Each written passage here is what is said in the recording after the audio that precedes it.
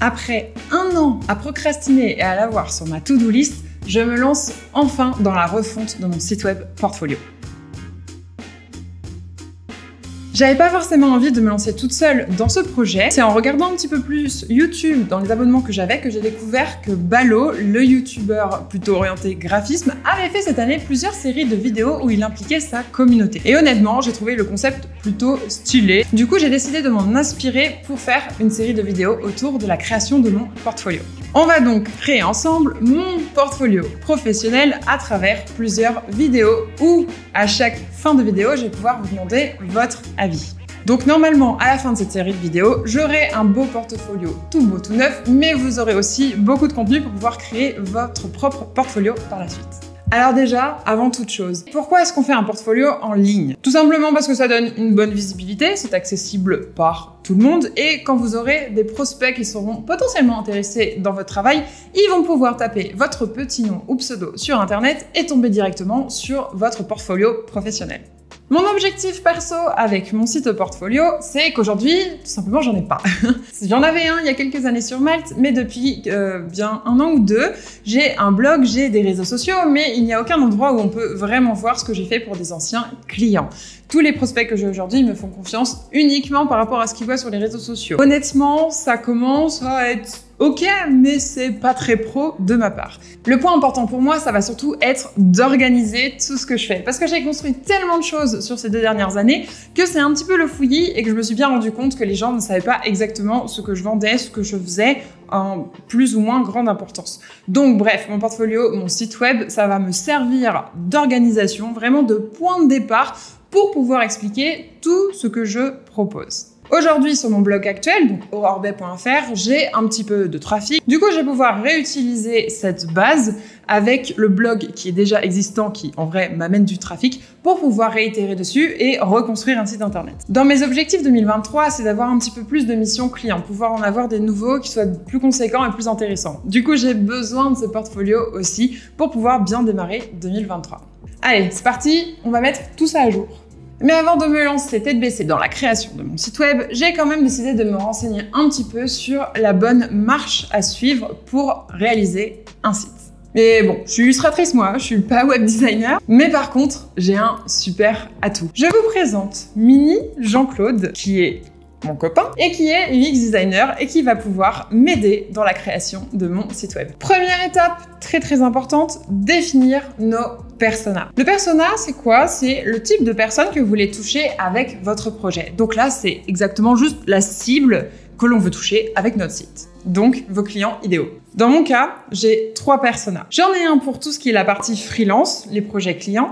Un autre pour tout ce qui est mes formations en ligne, donc la cible c'est vous, c'est des illustrateurs. Et le 3e qui est plutôt des agences de marketing d'influence. Je vous présente mes 3 magnifiques personas. Nous avons Albert, nous avons Suzy et enfin nous avons Mireille. Albert, il est responsable d'agence, responsable en communication. C'est avec lui que je vais pouvoir faire tous mes projets clients plutôt orientés B2B. Suzy, ça va être une illustratrice en devenir qui est en train de chercher pas mal d'informations pour pouvoir justement se lancer dans l'illustration pro et qui a besoin d'être rassurée et d'avoir des conseils. Et enfin, nous avons Mireille. Mireille qui est responsable marketing dans une agence de marketing d'influence et qui cherche des personnes créatives avec lesquelles faire des partenariats pour mettre en avant des produits ou des marques. Bon, par contre, j'ai des cibles quand même qui sont très différentes et il va falloir que je réussisse à regrouper tout ça sur le même site. Je sens que ça va pas être aussi facile que ce que j'imaginais. Bon allez, on va passer à une partie qui personnellement me fait un peu plus kiffer. On va essayer de chercher l'inspiration. Du coup, ce que j'ai fait, c'est que j'ai plutôt sélectionné 3 portfolios d'illustrateurs avec des profils similaires aux miens, dans lesquels je vais pouvoir repérer un petit peu toutes les petites choses qui me plaisent vraiment, dont je vais pouvoir m'inspirer pour mon propre portfolio. Alors, le premier site que j'ai sélectionné, c'est celui de Tom Froese. Tom, il est américain et il fait énormément de projets clients, mais il fait aussi des cours sur Skillshare. Du coup, il a aussi bien du contenu pour des missions clients que des contenus éducatifs pour son audience. Donc, ce que j'aime beaucoup dans son site, c'est qu'il est hyper propre, il est tout simple, très organisé. Pas de chichi, pas d'encombrement, c'est bien un mec, hein. Et du coup, il a vraiment organisé de façon hyper simple et logique. La première page, c'est ses illustrations pour ses clients. Le deuxième, c'est juste son offre simplifiée, son offre vraiment personnelle. Là, chez lui, ce sont des cartes. Il a toute la partie éducation, ok, on comprend qu'il a plusieurs vidéos, qu'on peut join the class sur pratiquement tout ce qu'il a à donner, quoi. La partie blog, la partie about, la partie contact. Tout simplement, il a 1, 2, 3, 4, 6 pages sur son site, point final. Le deuxième portfolio que je vais vous montrer, c'est celui de Kat Coquillette. Ce que j'aime beaucoup, aussi bien sur son Instagram que sur son portfolio, son site, c'est le côté professionnel.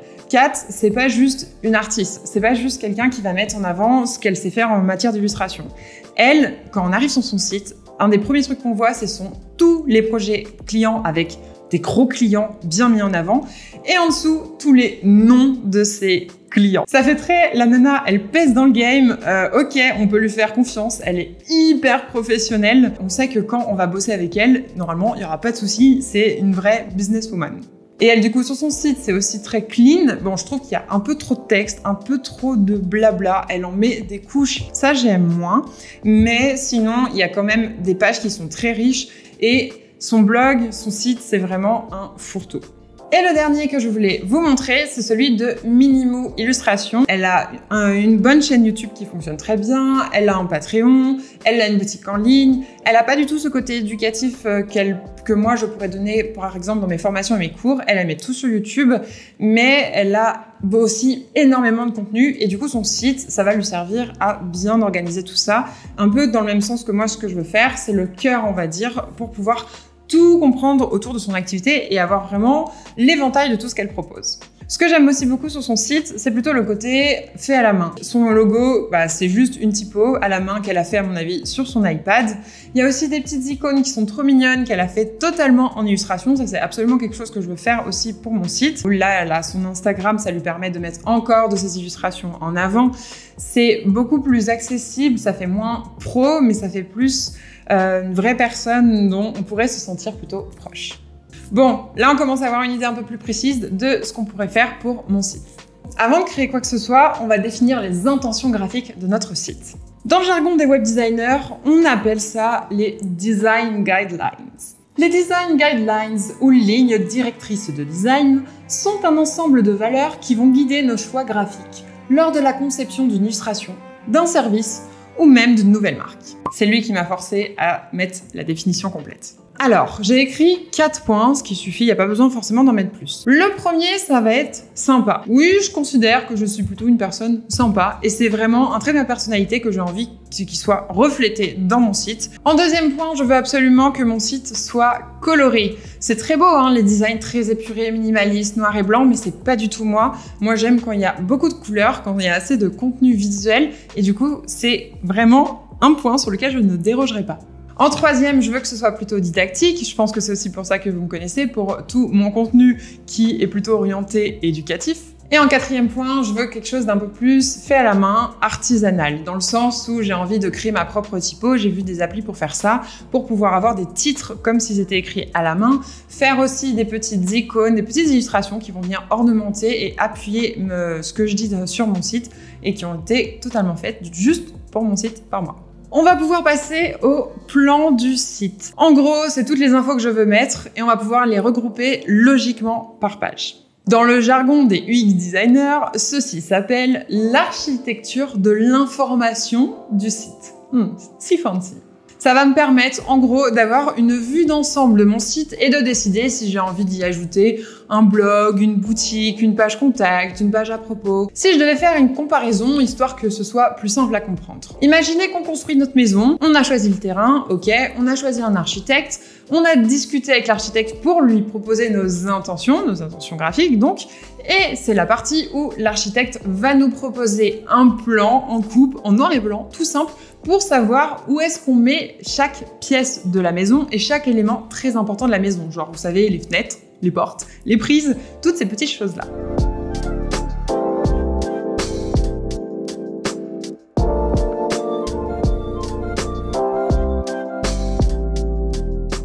C'est bon, j'ai pu faire toute la maquette de mon site, bien sûr en m'aidant un petit peu de mon petit Jean-Claude, pour pouvoir bien définir toutes les pages qu'il y aura du coup sur ce site. C'est parti, je vous la montre à l'écran. Alors pour pouvoir bien définir toutes les pages qu'il y aura sur mon site, la première chose que j'ai fait, c'était écrire le menu principal.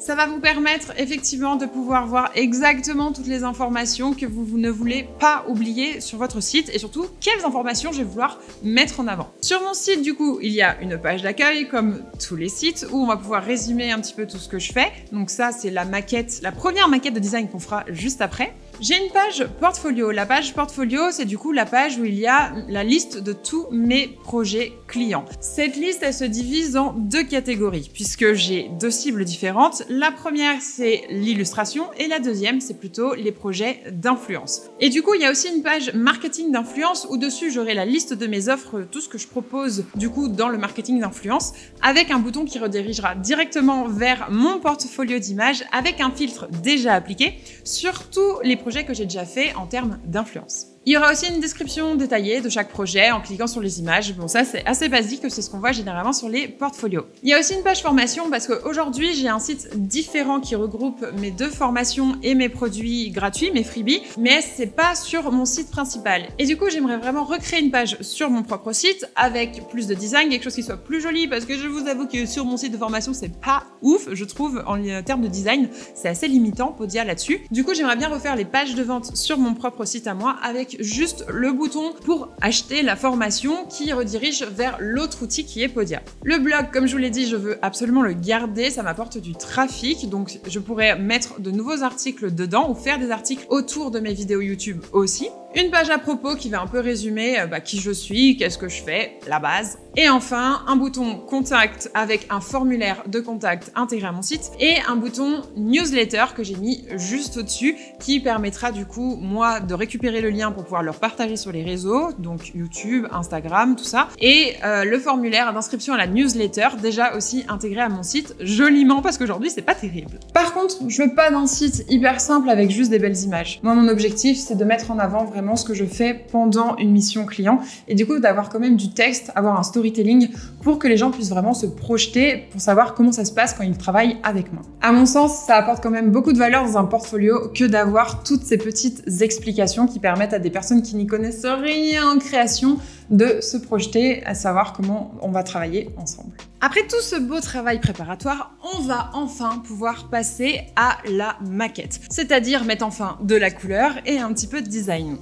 Pour cette partie, je vous avoue que j'ai sorti mon meilleur atout, mon Joker, mon mini Jean-Claude, tout simplement parce que j'ai essayé d'en faire moi-même des maquettes et elles étaient absolument horribles. Et une fois que je me suis bien énervée contre moi-même pendant à peu près 2 heures sur ces fichues maquettes réalisées sur Illustrator, je suis allée voir mon copain et je lui ai dit écoute, il faut vraiment que tu m'aides parce que je n'ai aucune idée de comment il faut que je fasse un design préparatoire, du coup pas un design abouti pour un site web. Donc il m'a fait m'asseoir, il m'a donné mon iPad et il m'a dit bah écoute, on va utiliser ton meilleur atout qui est le dessin, prends Procreate, c'est parti. Après, je vous avoue, quelques heures de dessin, j'ai pu du coup faire plusieurs options de maquettes pour mon site et c'est ça que je vais vous présenter parce que, attention, écoutez bien, c'est là-dessus que vous allez pouvoir choisir ensuite. Allez, je vous montre les deux versions différentes. Sur ces deux options, nous avons une option monochrome et une option coloré. Tout simplement parce que j'ai envie d'un site coloré, je vous l'ai dit juste avant, mais je me rends bien compte que ça peut potentiellement être un peu lourd. J'aime beaucoup les options colorées, mais j'aime aussi beaucoup les options monochromes. Je vous avoue que je voulais pas du tout de fond blanc, je veux absolument un fond légèrement coloré, et du coup j'essaye de trouver le bon équilibre entre les images et les illustrations, et le fond, le design même de mon site. Sur chaque version, j'ai fait 2 en-têtes différents headers en anglais, où il y en a un où c'est plus du texte avec une illustration de moi, histoire de pouvoir me présenter, mais en même temps de montrer dès le début du site mon style d'illustration. Et le deuxième header, c'est plutôt un résumé de ce que je sais faire, donc sans focus sur moi, plutôt focus sur mes capacités. Et sur celui-là, nous avons donc les parties illustrer, communiquer et se former qui seront à peu près représentées avec une illustration et qui vont directement lier les parties qui sont en dessous sur la page d'accueil. Chaque partie de la page d'accueil renvoie du coup à une grande section de mon menu, ce que je vous ai présenté juste avant, avec seulement une phrase qui donne envie d'aller voir pour ne pas déblatérer sur le sujet pendant 36 lignes. C'est à peu près la même structure de page d'accueil, il y a vraiment le header qui change sur les deux options de maquette proposées. Et du coup, je suis pas encore fixée forcément sur les couleurs et le design, bien sûr, comme je vous ai dit, c'est une illustration. On ne sait pas encore exactement sur quoi on va réaliser le site web, sûrement WordPress, mais on n'est pas encore fixé. Du coup, j'ai quand même laissé de la marge pour qu'on puisse quand même changer des choses si besoin, pour surtout me concentrer sur les images que je veux montrer et vraiment sur la structure du site. Quelle info va à quel endroit, dans quelle logique, pour que ce soit plus facile pour l'utilisateur de parcourir mon site et de trouver ce qu'il cherche du coup sur mon site. C'est quand même très pratique d'avoir un UX designer à la maison parce que là, franchement, moi, avoir tout ça comme ça sur le papier, je l'aurais pas fait. Ok, du coup maintenant, votre challenge, si vous l'acceptez, ça va être de voter pour l'option qui vous plaît le plus. Je vous remets la maquette en énorme à l'écran. N'hésitez pas à mettre pause pour voir un petit peu plus les détails. Car après, attention, écoutez bien, il va falloir aller dans l'onglet communauté de ma chaîne où là, je vais pouvoir mettre un sondage. Ce sondage va être actif une semaine. Là-dedans, vous allez pouvoir voter pour l'option qui vous plaît le plus, qui vous parle le plus. 1, 2, 3 ou 4. La 1 et 2 sont sur l'option monochrome et la 3 et 4 sont sur l'option colorée. Donc, retenez bien quelle option parmi les 4 vous parle le plus et bien sûr, si vous avez des commentaires à faire, parce que voilà, c'est quand même mieux de faire un site avec plusieurs personnes, avec plusieurs retours. Si vous avez des commentaires à me faire, n'hésitez pas à les marquer en dessous dans les commentaires, tout simplement. Comme ça, moi, je vais pouvoir prendre en compte vos retours pour pouvoir améliorer mon site. Le but, c'est que des personnes qui ne me connaissent pas, ou de potentiels clients, des prospects, arrivent sur mon site et comprennent directement ce que je fais. Donc d'avoir votre avis est assez important pour moi parce que j'ai toujours la tête dedans et que je sais très bien ce que je fais tout simplement. Ok, c'est bon pour aujourd'hui. On a déjà pas mal avancé sur ce site. J'espère que ce type de vidéo vous plaît et j'espère que ce projet vous motive aussi. N'hésitez pas à me le dire aussi dans les commentaires en dessous. À liker la vidéo si ça vous a plu et parce que ça fait la différence sur YouTube, je vous avoue que ça m'aide. À vous abonner pour voir les prochaines vidéos de la série. Comme je vous ai dit, le sondage est actif une semaine. Au bout d'une semaine, je vais pouvoir moi tourner la prochaine vidéo qui sortira du coup le mois prochain pour pouvoir vous updater sur l'avancée de mon site. Merci beaucoup, ciao!